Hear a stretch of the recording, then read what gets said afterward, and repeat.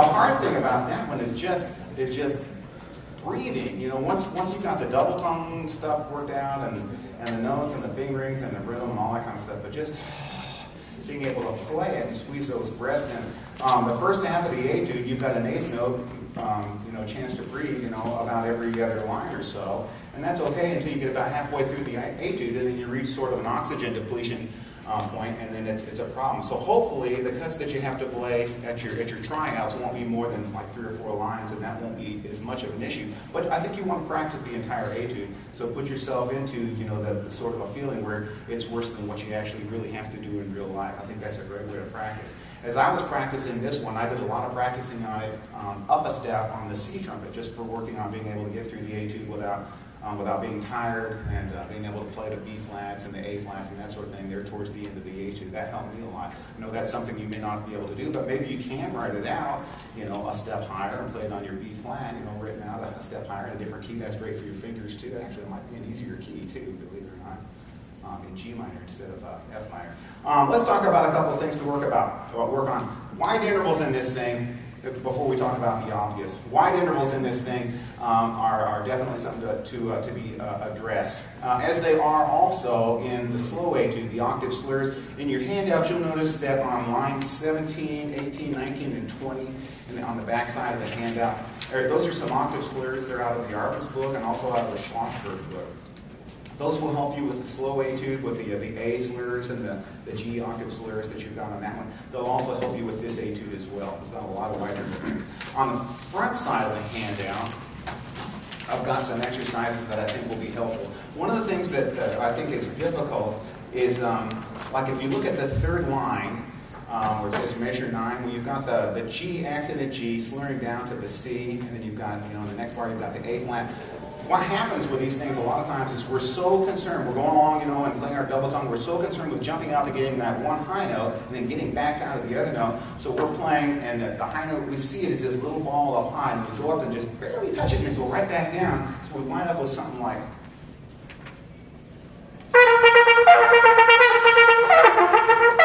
something like that, right? And then what happens is we may get it, and we may just get a piece of it like I did the first one, and then the second one, I didn't even quite get there. So I'm aiming, by doing that, I'm aiming for just trying to get that note. What we need to do is that note is not a point like this. If you can see that note as something that's shaped like this, and not just a point, but something that has length to it, and we're not just going to blow to the beginning of that note, we're going to blow to the end of that note. We don't want to just get it. We want to have a good sound at the end of that note, whether it's a 16th note or whether it's a half note. The sound needs to travel all the way through the note. So, with these exercises, let's see. Okay, yeah, on the very first line, we can practice that. If you see on the handouts there, at circle 1, so we want to practice getting our air all the way through those the high G and the high A flat on the line 9.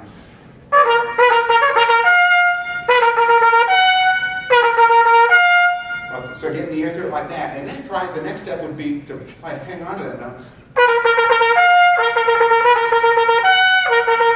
And then, so just thinking a little bit more length on the note, getting the air to the back side of the note, and not just getting the darn thing, but getting it with a good sound on the end of the note, I think will help you to get all the way through that note and then get the C's afterwards. The C's take care of themselves. After you've played your high G and your high A flat, you've got your air moving all the way through the end of that note, the C's will be fine. Don't worry about getting back down to those. Just kind of keep blowing the air, think the C, and it'll be there. The next spot to look out for on this is on exercise 4, which is for, oh shoot. Exercise 4 is actually for measure 37, 38, measure 39, if you want to mark that on your handouts. We've got this spot that goes.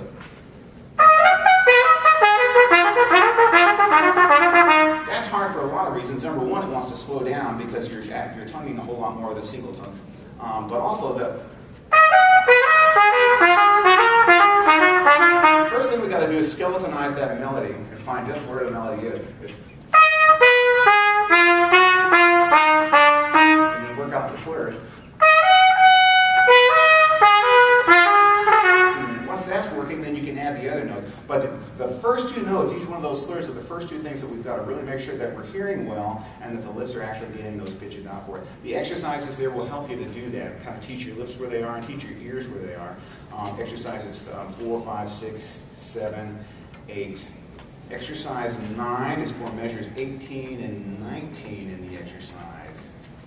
Another good spot where, what I hear a lot of times when I'm hearing a passage, this is measure, let's see, 16, 17, yeah, measure 18, where you got the A flat going down to the D flat, the part that goes. It's really easy for it to go. So we get like the first note, but not the second note at all, or something like that. It's like what I was telling you on the first, if you can link that at A flat,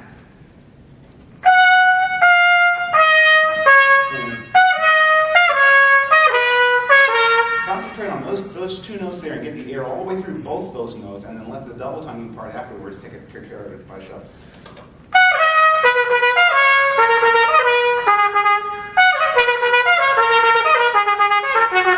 Does that sort of make sense? It really is about getting your air through both of those notes, and not just like playing up there and jumping down, playing up there and jumping down. Play as if the whole line was up there.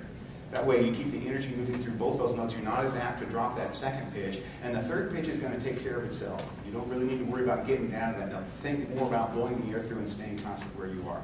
Do we want to talk about double tonguing? Double tonguing is an obvious reason why they would talk about this, or why would they choose an etude like this. How many of you can double tongue? Most of you? Okay, about half and half. Everybody understands the technique, right? The technique of double tonguing is using the front and the back of your tongue. Taka, taka, taka, taka, tuku, tuku, tuku, tuku. And I think taka or tuku are better ways to think. You can think tiki, but I think tuku is a little bit better. What we want to do is the tongue needs to kind of wrap around the ear sort of like that. Tuku, tuku. So we keep kind of the middle parts up, the sides of the tongue and the back and the sides kind of up and cupped around the ear like that. And then the middle part kind of down so that we can keep the air column around. If you're tonguing tiki, tiki, tiki, tiki, it kind of does that to your trumpet sound. Instead of keeping your mouth more open inside, toko, toko, or tuku, tuku, the oo or the o is going to work a lot better for keeping your sound intact. The thing that I run into the most, the problem that I run into most with students when I hear them double tonguing is once they get the taka, taka, taka technique down, they've worked so hard on doing that, they're thinking about the technique of the articulation, and they forgot about the tone of the trumpet. And so we wind up here with something like.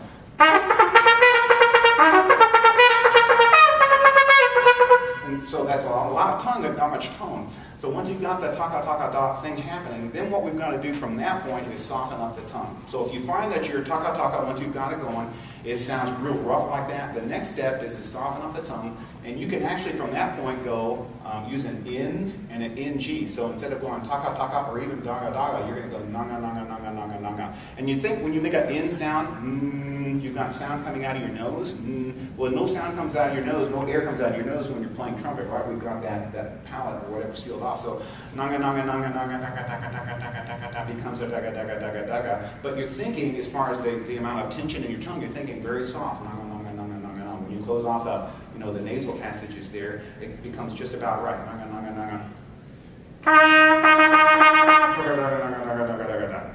And you also notice too that there are staccatos marked underneath those 16th notes. You want to create an illusion of playing staccato without actually playing staccato. I'm interested in the sound of the trumpet. I want to hear the vowel sound. I want to hear the voice of the instrument. Just like when I'm talking to you, I make sure that my voice projects and not just the sound of the articulation of my tongue, that sort of thing. That would drive you crazy to listen to somebody talking like that for 30 minutes. And yet, we don't have any qualms about playing the trumpet that way, right? Think about the tone of the instrument. So lengthening the notes, not really playing staccato on the double tonguing notes, but just think clarity and movement of the air. Now, some of you may have the opposite problem with double tonguing, and this is less, I think, less frequent than the other. There's somebody that tongues too soft. That sort of thing, and that's just a matter of working on getting the T and the K a little bit stronger. I've given you some pages of exercises, suggested some pages of exercises in the Arvin's book, page 175, 176, and I think 182, 83, 184 in the Arvin's book. Those are very good. The page 182, 83, those deal with a slur followed by double tone. So it's slur, daga, daga, slur, daga, daga, slur, daga, daga, and then the page 175, 176 is just straight double tonguing, daga, daga, da. I would recommend, if you're going to double tongue this etude, doing a page or two of straight, just plain old double-tonguing etudes out of that Arvin's book every day. And just work on it. It's not that difficult to do if you haven't done it before. The hardest thing, okay, so for those of you who didn't raise your hands and know how to say you don't have to, the hardest thing, if you don't already know how to double tongue, is just getting that first ka to happen when you've got the trumpet connected to your face. You know, sometimes it's just like, I'm gonna do it, I'm not gonna do it, and then just ta on the T comes out. So I think the best thing to do for that is to work on just making the T and the K sound like that without the trumpet for a while. And then maybe put the trumpet up to your lips. And then the next thing, try and do it while you're buzzing the lips. Maybe like buzzing like playing motorboat in a bathtub. So you're buzzing your lips and you're making the taka taka taka sound at the same time. The next step is to actually buzz your lips with more of a buzz. And even do that in the trumpet. And it's okay if it's a gross sound, but at least you're training your body to get used to what it feels like to have taka taka taka going while you've got the trumpet connected to your lips. And then from that point, gradually get to where you can do it while you're making a real long sure your lips are buzzing and making the taka taka taka taka taka taka taka taka sound. Is it time? Anybody have any questions about this? Any of this stuff? Thank you so much for being here, for listening. I enjoyed playing for you and talking to you. Good luck on your auditions. If you have any questions, you can email me